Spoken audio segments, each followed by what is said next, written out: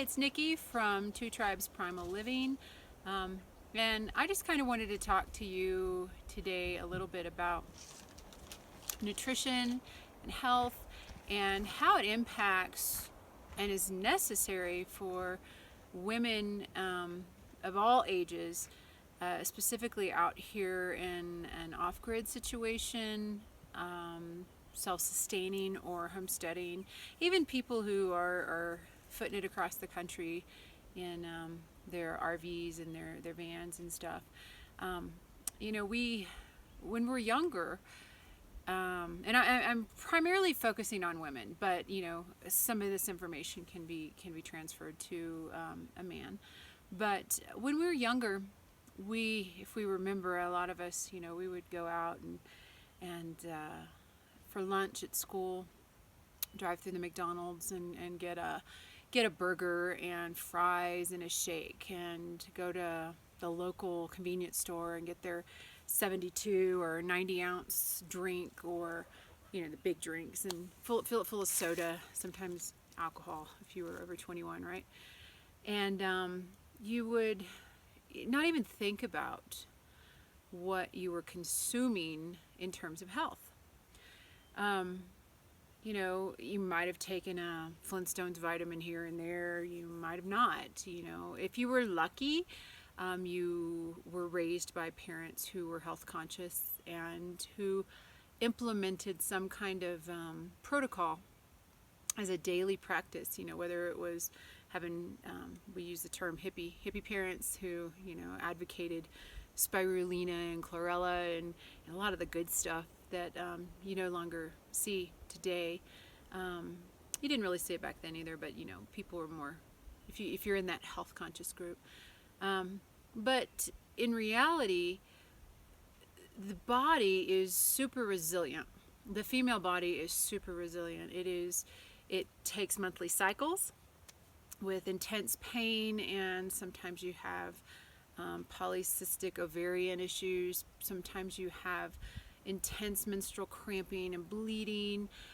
Sometimes you have childbirth and all these things that, not in comparison, but men don't experience those same traumas to the body. And we're super resilient.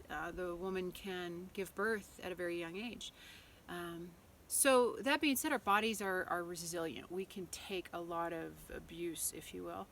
But there's a certain point where the behaviors and practices that we have in youth or our younger years, or whenever we're 10 feet tall and bulletproof thinking nothing's going to happen to me, a lot can happen from those practices 10, 15, 20, 30 years down the road. So I like to look at the female as what you are doing now is reflective of your capabilities in 10 years, 15 years. So it's not so much what you're doing now that's not hurting you now. Well, I'm not doing this and it's not causing me any problems, so therefore it's not an issue. No, we have to look at what our practice is. So if I'm young and I'm morbidly obese and I'm in my 20s or 30s, can you imagine what's going to happen in the 50s, 40s, 50s, 60s even, with the diseases that come through? And I've seen people my age, morbidly obese, who practice some pretty unhealthy lifestyle practices, suddenly get a disease that is caused by their own body, either be in an acidic state or there's just so much. And clogged arteries, things like that, because they weren't practicing some basic health principles, and then they die. And it's really, really eye-opening to be at the age I am now and see friends. I have family who are like, my mom is a prime example of a woman who is in her 70s who is still doing stuff that most women in their 50s won't do anymore. Women in their 40s, women in their 30s won't do anymore. And I am so blessed to have that in my life. I'm also surrounded by women who are amazing, amazing companions, soul sisters, and friends who practice what they preach in terms of health and wellness. It doesn't mean we're immune from disease. It means we are doing the best we can to help prevent disease versus trying to treat disease after it happens. And that's mind, body, and spirit, or soul, however you want to look at that. So out here in these types of situations, it's even more important for the females, the women, the ladies, whether they're cycling, whether they've had a hysterectomy, whether they're still producing children, whether they don't ever want children, whether they're perimenopausal, postmenopausal, matters not. The fact that we as women require different strategies than our male companions is of the utmost importance. Case in point, I have a very good friend, and she's a health and nutrition coach, and when she cooks for her and her husband, her plate might look slightly different. She doesn't just cook this big meal and say everyone dig in. No, she knows her body. She knows what her body requires to be strong and capable and healthy and disease-free and medication-free, and she knows what her husband's body requires. Therefore, their plates look slightly different. And I think, just, and again, just case in point, that's very important information as a woman to know. It's not intuitive. We were not taught this as children. We're not educated on this in school. This is not something brought to college. In fact, we have the freshman 15 or whatever it's called. The girls go off to college, they get a meal card, and they balloon up. And then they have some kids, they get married, they have some kids, and they're always dealing with that 15, 20, 30 pounds, collects around the midsection. First they blamed it on pregnancy, then they blamed it on childbearing, then they blame it on perimenopause or hormones or hysterectomies. And the reality is that, it's our duty to know and learn and understand our bodies, to be healthy, to be free from disease, which is health, and to be capable and strong. So out here in this setting, in this scenario, in this situation, it's even more important. Out here, I can't just run to the local clinic. I can't just call my doctor or FaceTime my physician and get prescriptions refilled. I'm not on any prescription medications currently, and my intention and hope is that I won't be ever. If that's even a reality, I believe fully that it is. So how do I live my best life out here and maintain my capabilities and my energies? Well, it comes from what I eat, what goes into my body. I could talk about movement. That's a whole different thing. It's very important, so I'll just leave it at that. But out here, it's all about what you consume.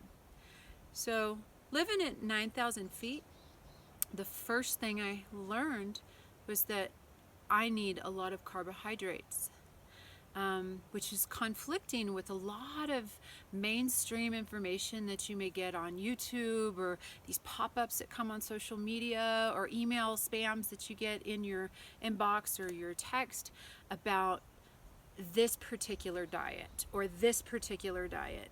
And I've tried those diets and in different stages in my life, not out here, and kind of socially experimented with my body, with food and different eating plans, lots of different eating plans, not just one or two, and found what really worked for me. And for me, I need carbohydrates. So a lot of times women will eat based on a diet plan that is free of certain foods. We've eliminated certain foods in there, and based on our hormones and based on things that we have in our makeup, our own hormonal balances, we may need carbohydrates. We may need less red meat. We may need zero bacon, which is disappointing for some, I know. But, nothing is completely 100% off, but, I would say 98% of the time it shouldn't be on your menu kind of thing. I need carbohydrates. Most women, especially as we get older, they're even more important because they are energy. They are our energy sustaining foods, macros, whatever you want to call them. We need them. And because we need them, it's imperative that we really do research and kind of test our bodies and see how that is. So as a woman out here, I realize that I need a lot of carbohydrates. My body doesn't function very well. I don't have as much cardiovascular endurance. And I'm a little sluggish and I don't sleep well if I'm super low on carbohydrates. And when I'm talking carbohydrates, I'm talking grains, oats, steel cut oats, whole oats. I don't eat instant. Instant is not in what our packaging or prepping we have. Yes, vegetables, but a lot of root vegetables, golden potatoes, red potatoes. I don't do russet potatoes. That's just me personally. I don't like peeling. But, I like the potatoes with the skin on them. And carrots and raw carrots are delicious. And just all kinds of those types of carbs. Starchy carbs. I need them. Yams, things like that. So carbohydrates is the first thing. The second thing out here I realize is, and as women, we're cooking quick. Husband's coming home, like he'll be out working on something, come back, and I got to put something together quick. I'm like, all I have is ground beef. So, or let's say I have ground sausage, and I make something quickly with some ground pork sausage. It doesn't sit well on my stomach. I can eat a pork chop, and it's fine. But I eat pork sausage, and I'm nauseated out here, and then I'm sluggish, and then I don't sleep well, and then, I might have some intestinal issues. So, knowing your body and how your body responds to certain foods is super, super important. So having me personally, a lot of chicken, and I don't eat any fish out here at all, and grass-fed ground beef seems to be the two staple foods for meat that are the best for me. Occasionally we'll have lamb. But you need your protein, whether you're vegan and you're consuming beans and tofu and other sources, or you are a carnivore and you eat your meat, and there's neither way is right or wrong. You need protein. It's super important out here. So carbs for energy, excuse me, proteins, that is for tissue repair, that is for muscle building, and that's a whole different story about movement and muscles. As a woman, we need iron. If you're a menstruating woman, so if you're having your cycle, you definitely need iron. That is one of the, I can't stress enough getting things from Whole Foods. I mean, if you need a supplement, go for one that's not invasive, doesn't constipate you, and they're available. I take them because I definitely need iron. I am a bleeder, so I need a lot of iron, and as long as I have the appropriate amount of iron in my system, which I think it's 18 milligrams a day for a menstruating woman, eat liver. And I know that's disgusting. I know for some it's disgusting. I don't like liver, but at the start of my cycle, eating some liver. I mean, those of us who are self-sustaining, we especially if you've got cattle or you have liver, all you got to do is fry it up. You don't even have to use onions if you don't like onions. You can put it in strips and mix it with some rice or something. I mean, just get you down a piece of liver at the beginning of your cycle, and let your body kind of ride that out. You need the iron. Now, for postmenopausal women, you're no longer cycling. One of the biggest problems we have is that our blood pressure goes up, and a lot of times the women aren't aware that their body doesn't require the same amount of iron. So too much iron in the body can create an increase in blood pressure. And we all know that high blood pressure leads to other complications. So that being said, you might not need as much liver and iron. Um, so iron is very important. Out here, a lot of greens. It's very seasonal. So some of you who live in more temperate climates, you have access to greens all the time and you won't eat them. Out here, it is essential that I have my greens because it has micro vitamins and minerals. I'm just going to use the word micro. It's like small things that I can't get from a pill. And I'm not going to take 200 pills a day just to avoid medications. So I want to try and get my stuff from food. So we grow our own lettuce, Swiss chard, kale. And again, we have to get past that as women that, we'll sit down and we'll do a shot of whiskey, or we'll do a shot with friends of disgusting vodka or tequila. Not food, and it tastes horrible. You can see it in their faces. Blah. But you won't eat something so small to benefit your body. Oh, I don't like tomatoes. Oh, spinach is disgusting. But give me another cigarette and another beer, and I'm good to go. I struggle with that, especially as a woman. So that's part of taking charge. So greens, lots of lean, healthy green foods. Super important for us as women. I mean, you should have green on your plate every meal if possible, even breakfast. I'm not suggesting put spinach in your cereal or on your oatmeal, but think about how can I get greens in daily, not green beans, greens. So kale, real lettuce, not iceberg lettuce. That's not green, it's white. Swiss chard, like I said, those types of things. Cabbage. Get in your greens.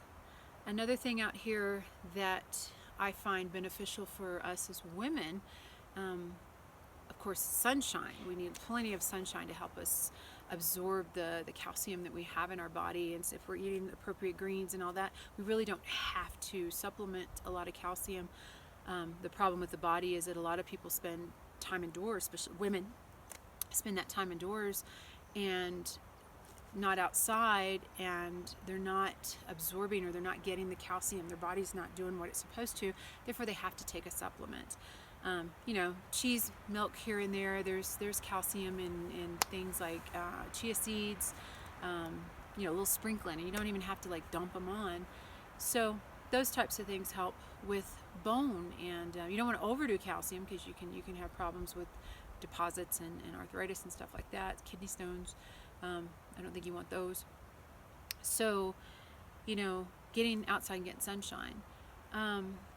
Some things that I do out here as part of my nutrition, and I think supplementation is extremely important, but I believe in whole supplementation and not chemical supplementation, although there are some supplements that I've seen people use that here and there. I mean, if it's a protein or whatever, it's going to be processed, and if that's what you're using it for, let's say you don't eat meat, you need a vegan protein, I usually go for the organic stuff first, just because it's less likely to be as highly processed. It doesn't mean it's not processed. But supplementation out here as a woman, maca powder. What is maca powder? M-A-C-A. It is a root that is indigenous. So think of a turnip, but indigenous to Peru, and up in the mountains. It grows above a certain elevation, and there's different colors of maca. But basically what they are is a hormone stabilizer. They stabilize that system and help with energy. They do call it the athlete's supplement because it gives you sustained energy. But as a woman, it really helps with our woman parts and stabilizing, because it's all hormonal. So it helps stabilize all that. Bonus with it is said to increase libido. So if you are one who suffers from low libido, that can create conflicts and issues in a relationship. So having maca helps stabilize all that stuff, and your libido's fine. If your husband takes it too, his libido's fine. So it's a nice supplement to have. on hand. I do buy I do buy gelatinized organic. I don't typically buy raw because gelatinized is heated a certain way where it absorbs better into the stomach, but that's just me personally. I did a little research on that. So we've covered iron, we've covered carbs and oats and all those good things. We've covered protein, sticking with lean, greens, root vegetables. I already said iron. Another one that I really enjoy, and it's something that is like a bonus, is raw cacao, not cocoa powder. Hershey's cocoa powder or whatever brand name you get is highly processed and all the good stuff is gone from it. Cacao powder, which is just like cocoa powder, is clean. It does have everything has calories, so if you're all worried about your calories, make sure you get them from good sources, and then you're always in a calorie deficit, really, because it's all doing its thing and it's not just junk calories sitting there on your butt. So cacao I like to add in my coffee. I like to put it in smoothies. I don't have a blender out here. I wish I did, but put a little cacao in there, and I got my little chocolate. But cacao has many benefits, antioxidant benefits. All these things really a lot of them have antioxidant benefits, which is, help fighting off cancer, basically, helping your body, helping your cells stay healthy. But raw cacao is beautiful, and cacao nibs are a form of raw cacao. They're just not ground down. They help with moods, PMS. They help with depression. They help with anxiety. It's clinically studied to help with depression. So, a handful of cacao beans, which is, not everyone has access to them, and they're kind of expensive. But raw cacao you can get at a grocery store on one of the aisles. CACAO, not cocoa. So when you hear studies about chocolate, stuff like that, it's great for women.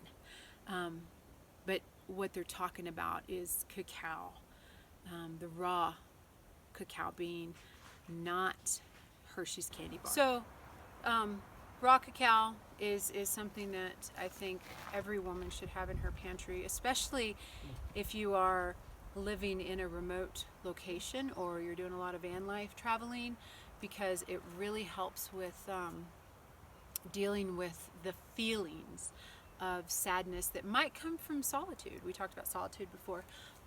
But the other,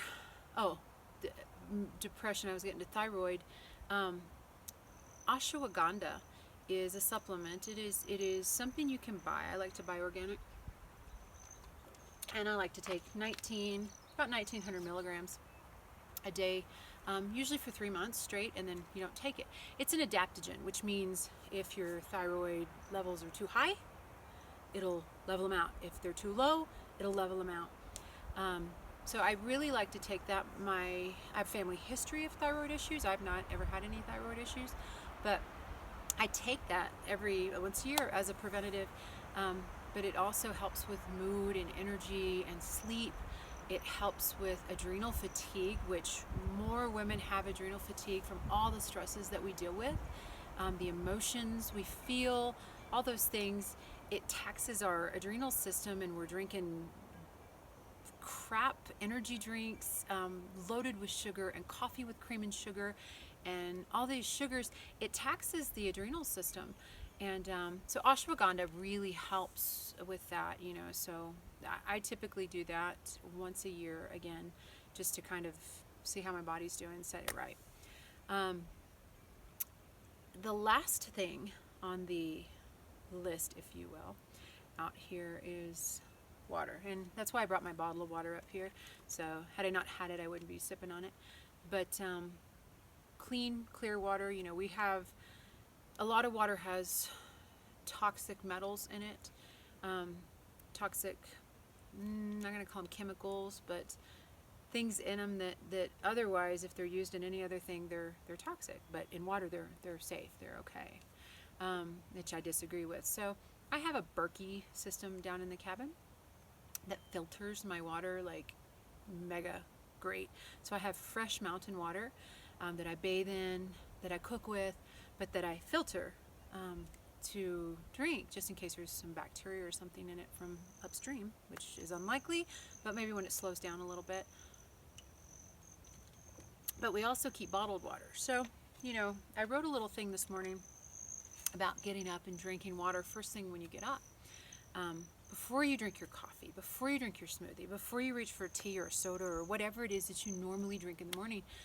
And if you don't drink anything and you go to eat, get you a bottle of water, have it ready, and drink that. I know it's tough to drink, but it does so many good things for the body every single day.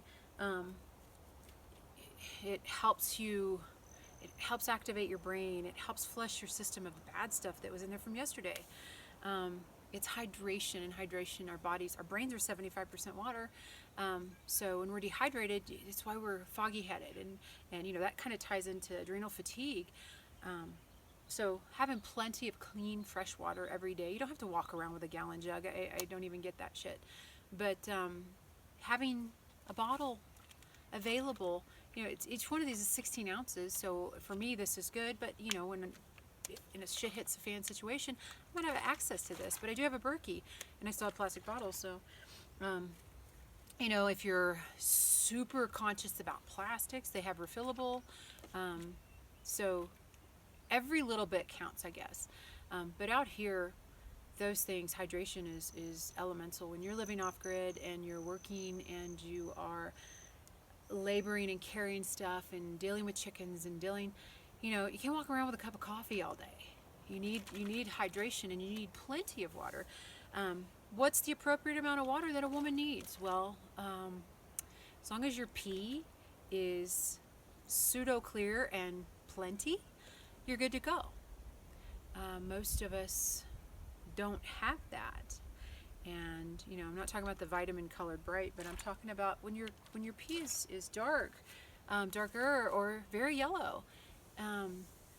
You're missing water. If your lips are pasty, chapstick is something I need out here all the time. But because of it's so dry, today was 11% humidity. So, that's not very much humidity. And I need water. It's good for my skin. It's good for my hair. As an aging woman, I definitely need more water. I'm not going to saturate my body with it. As long as my pee is clear and plenty, I'm good to go. The struggle out here is that I don't get enough. I can't get enough. I sometimes drink too much and feel nauseous. So it's really hard to balance that out, coming from a very humid climate, where it was 80-90% humidity most of the time. So that being said, we as women, and I like to see myself as an expert on women and women's health, because I've come a long way.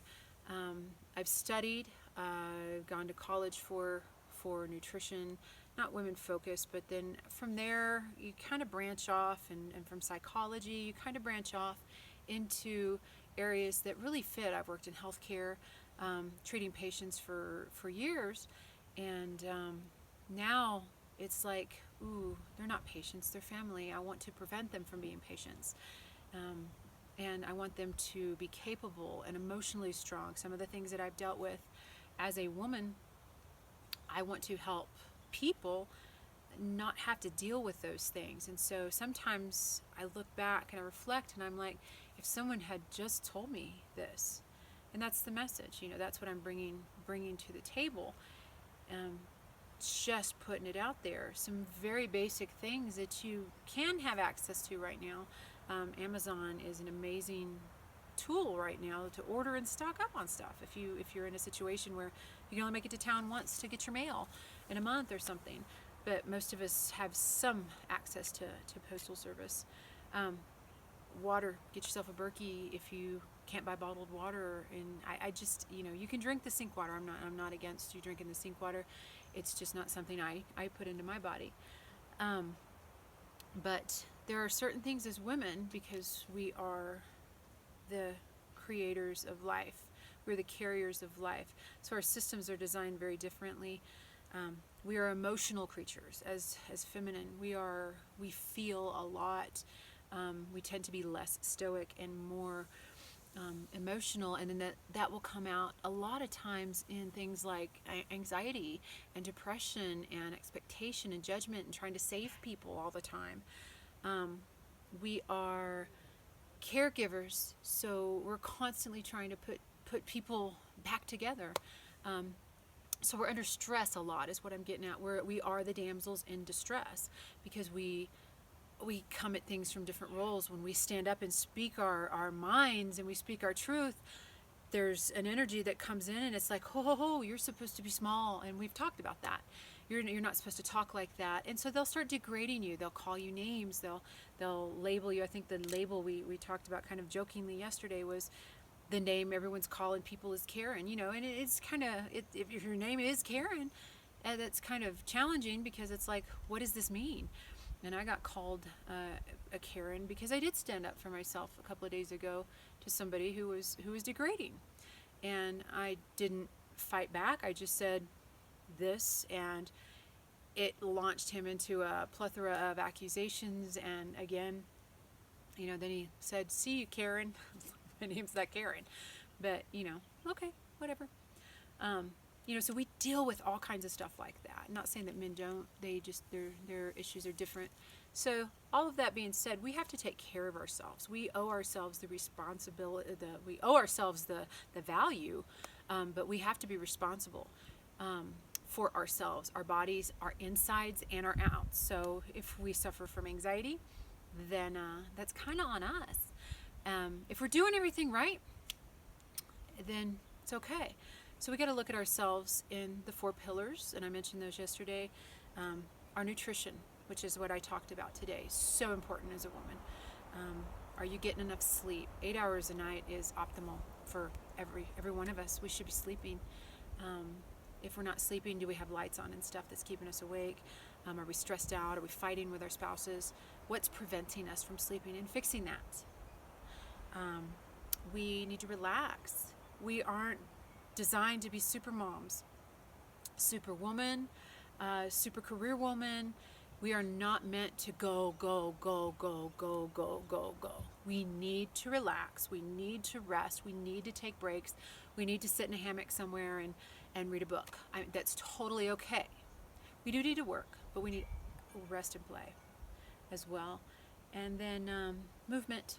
But, in an off-grid situation, I think for us females, it's a lot, especially out here remotely, it's a lot more challenging.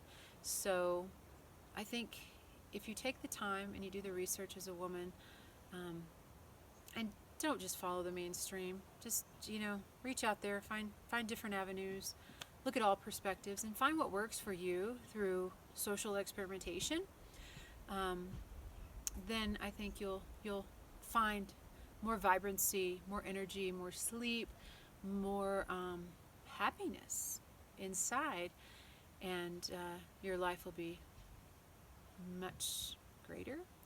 So anyway, if you have any questions about women's wellness, you can drop a comment below, and my husband will get those to me, or I'll read them directly. We both monitor those comments, so you can get something to me. If you have any input, we would love to hear from you. If you found things that work for you as a woman, we would love to have those comments. Otherwise, you can like the video, subscribe to our channel. It's got some valuable information on it, and we're kind of real people, so here we are, raw. And if you want to receive updates as they come out, just click the notification button. Otherwise, until the next video, enjoy and be well.